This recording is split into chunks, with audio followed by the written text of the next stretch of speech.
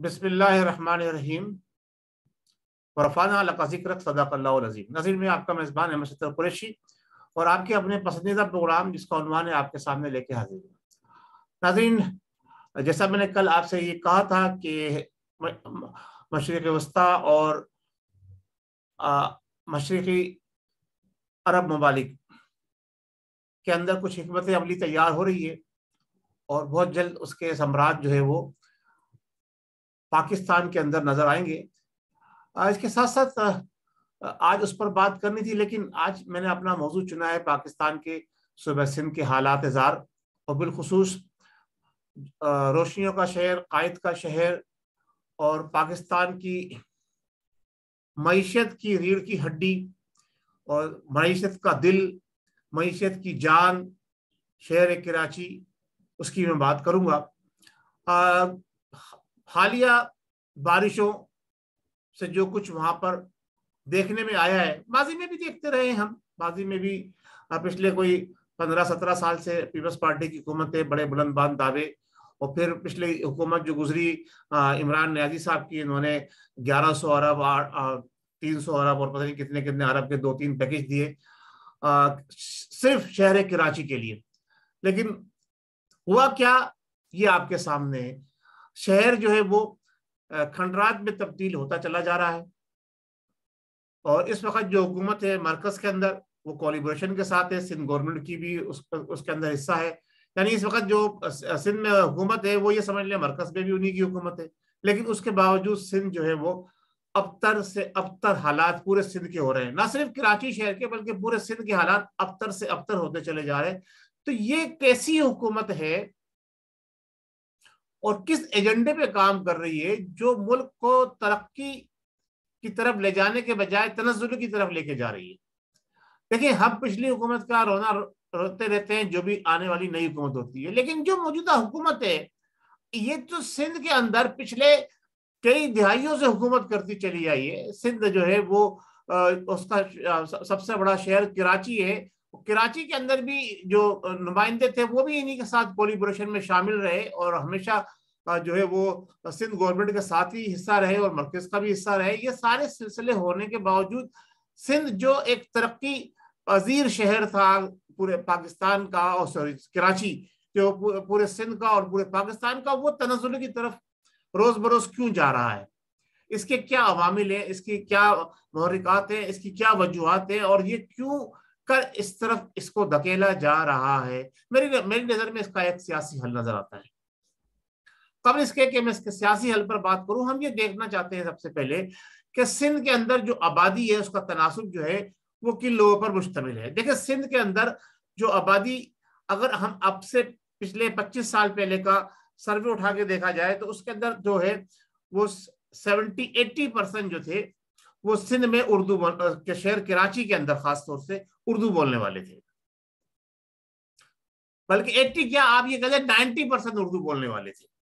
जब ही इसको 2 लिसानी सूबा करार दिया गया, उसके बाद जनाब अली कोटा सिस्टम रख दिया गया, उसके बाद जनाब अली नौकरियों के अंदर जनाब अली बंदर बाट होनी शुरू हुई, कोटा सिस्टम भी जो है ना उस पर भी अमल दरामद पूरे तरीके से नहीं हुआ। अब जो मौजूदा हालात है, क्या इलेक्ट्रिक वो आपको पता है किसके हाथ के अंदर है, फिर हव डैम किसकी कंट्रोल में है, फिर जनाब अली स्वीट सदरन और नॉर्थ कंपनी वगैरह वो इनके कंट्रोल में। ये सारे मामला, इस सब का नस्ला सिंध के ऊपर आके गिरता है। आप सिंध को जो मुल्क की मईशत का ज़र मुबादला जो मुल्क कमा रहा है, जो टैक्स दिए जा रहे हैं, सिंध 70% देता है और सिंध के अंदर कराची शहर जो है वो 90% देता है। यानी पूरा सिंध 70% देता है।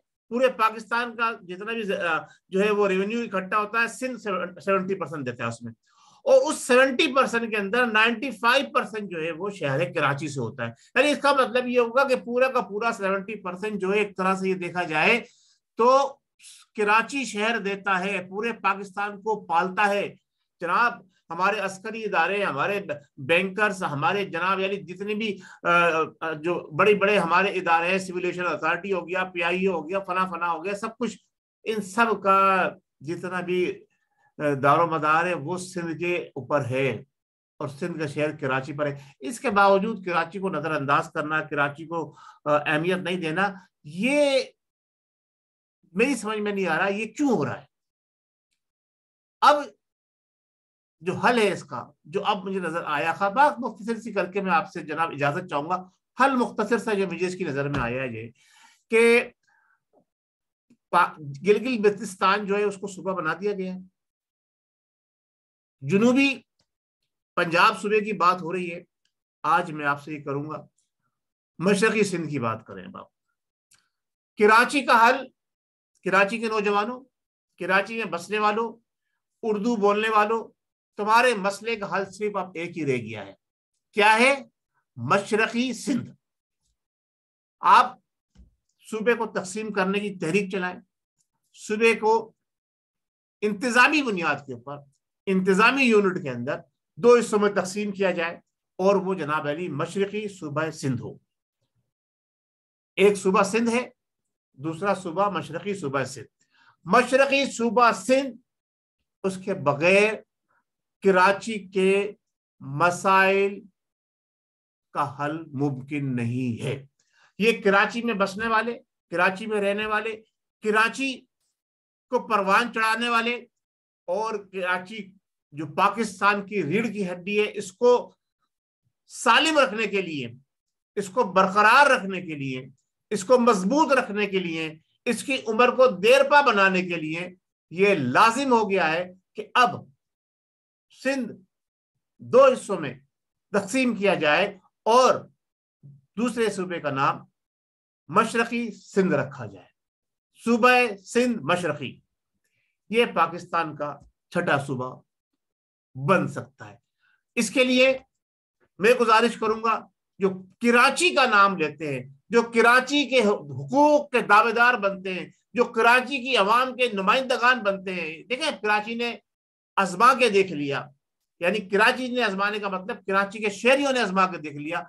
पहले जनाब अली अल्ताफ हुसैन आए, दूसरे आए, तीसरे आए। इस दफा उन्होंने जनाब अली जो साबका हुकूमत गुजरी है, इमरान नियाजी साहब, जिन्होंने बड़े बुलंद दावे भी किए और अरबों रुपयों का बजट भी कराची में रखा, लेकिन वो बजट कहाँ गया वो मुझे नहीं पता, वो कौन खा गया, किसकी जेब में गया।